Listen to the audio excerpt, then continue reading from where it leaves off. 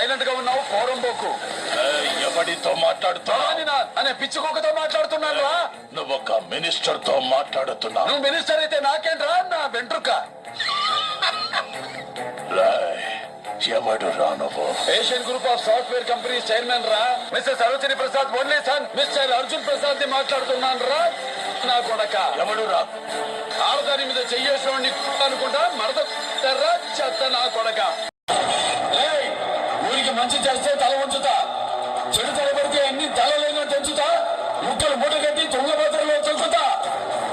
నా మాట బదులు, నా కత్తి బదులు ఈ ప్రచారం తెలుసు.